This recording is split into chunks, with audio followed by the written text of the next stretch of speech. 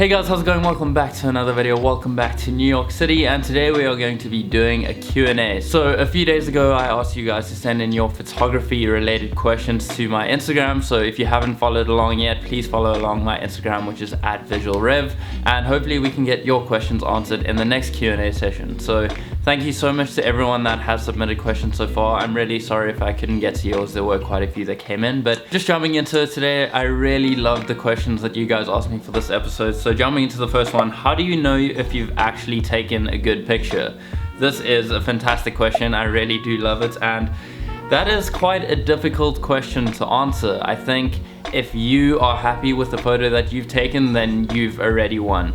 If you're fulfilled by your own art, then that's really all that matters. But in terms of the technicalities of what makes a good photograph, I think number one, if you've managed to tell a story through your photograph, whether that's your own life, just capturing a point in time that represents where you are at in your own life now and then sharing that with an audience, or just telling the story of somebody else or telling a fictional story. So just, I think if you manage to tell a story with your photographs, then you've done a very good job in taking that photograph. Just another technical thing that doesn't really matter as much as story, I don't think, but if you have good lighting in your photograph, that immediately makes it a better photograph. The same with video. Like, I managed to get this brand new lighting setup and I think my videos look a lot better. So lighting definitely does play a massive role in photography. I mean, photography literally means capturing light.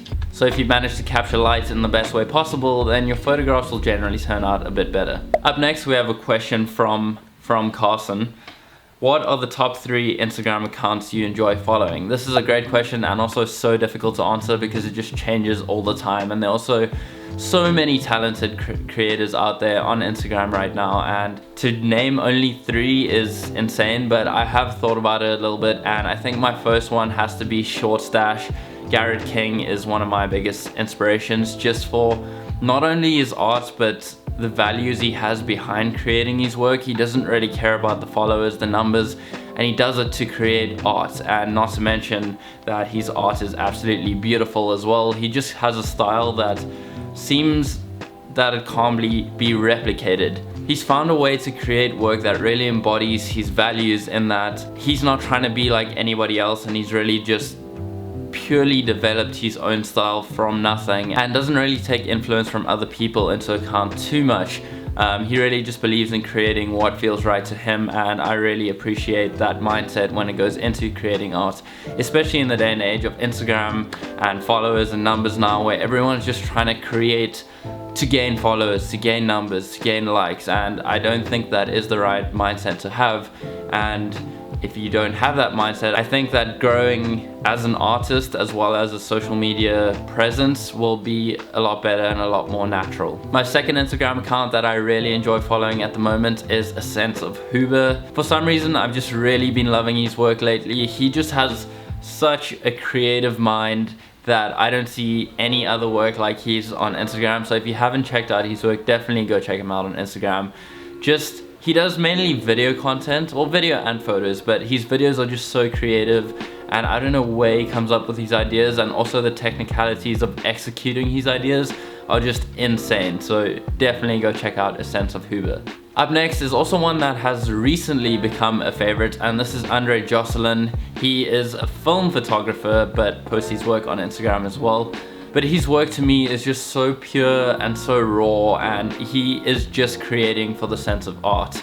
And I think that's something that's been a common thread throughout all of this, is I enjoy following people that create for the sake of creating, not to create for others and create for likes and follows. So if you're out there creating raw art and doing it purely for creation's sake, then I think you're winning. And to answer the question earlier again, what creates a good photo is if you're creating for the sake of creating and nothing else.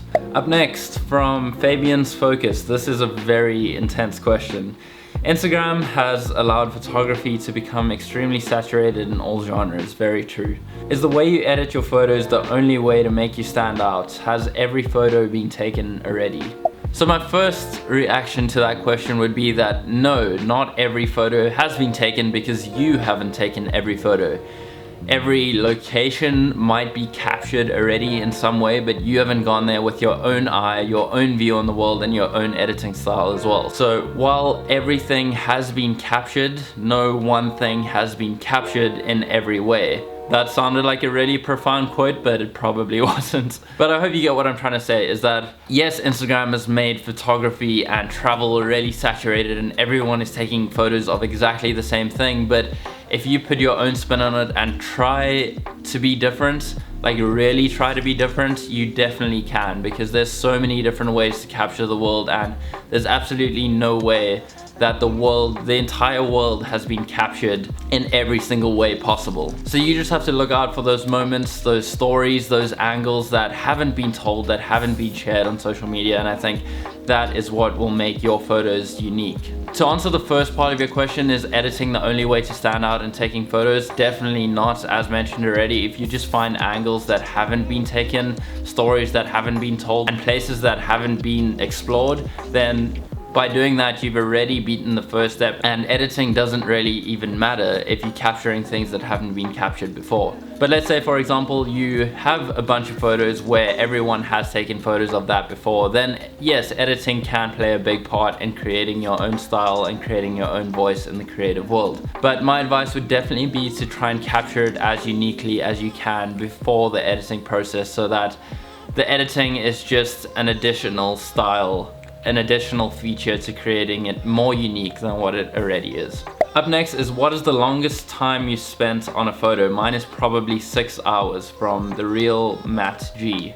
That is crazy. To be honest, I don't spend that much time editing each photo. I don't really use Photoshop in my images. I try to keep it as real and raw as the initial photo was. I like to capture real life moments as much as I can, so when I do use Photoshop, it is very minimal, and I think I've become pretty good at using Photoshop through my design degree. So when I do use Photoshop, it is pretty efficient and pretty quick. I'd say the longest time I've spent editing a photo is probably 20 minutes, half an hour. I really don't take that long to edit my photos, especially just practicing with Lightroom for the past 5 years. I know how to do everything, and I know how to do it quickly, so everything just works. I also have my own style, and that's developed over a long time. So I've got my presets, I put that on, I just adjust it accordingly, and I usually finish editing a photo in about 30 seconds to 2 minutes, which is crazy, but that's just my editing workflow. I'd say the longest time I've probably spent on an edit is this one right here, and this one wasn't even that difficult at all. Just flipping the landscape vertically and then blending it in properly, but like I said, that probably took about half an hour to do, if that. Yeah, I wish I could tell you that it took longer to edit my photos, but I don't. And then our last question of the day is, which is the one photo you took that you're most proud of, and why? That is such a difficult question. I've taken so many photos. I think my Lightroom catalog has like 60,000 photos or something ridiculous, and I also have like 1,000, how many posts do I have? 1,400 posts on Instagram, so pretty crazy.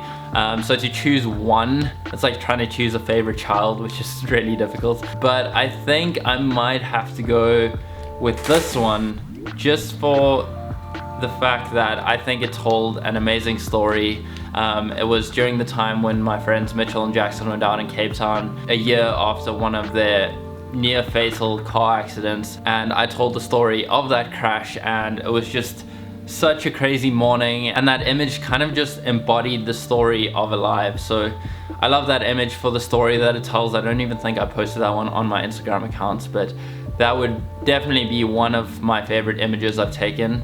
And then another one of my favorite images, which I'm really proud of, is this picture that I took of my friend Matthew in Cape Town on Table Mountain on a swing overlooking the city. Just the effort that went into taking that photo. So I built the swing the whole morning and the afternoon, not that it was that difficult, but still I had to go get wood and then get rope and then drill holes in it and just like make the whole thing work.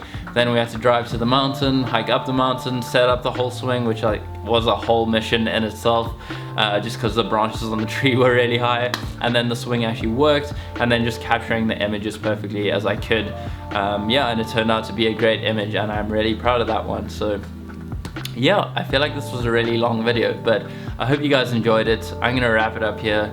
Thank you so much for watching. Thank you so much for putting in your questions. Again, I'm really sorry if I didn't get to your questions, but hopefully in the next Q&A I definitely will. And yeah, until then, I'm gonna wrap this episode up here. Again, I hope you guys enjoyed it. If you did like it, please leave a like. If you're new to the channel, hit the subscribe button, and in the meantime, remember to stay weird, don't die, and make it happen.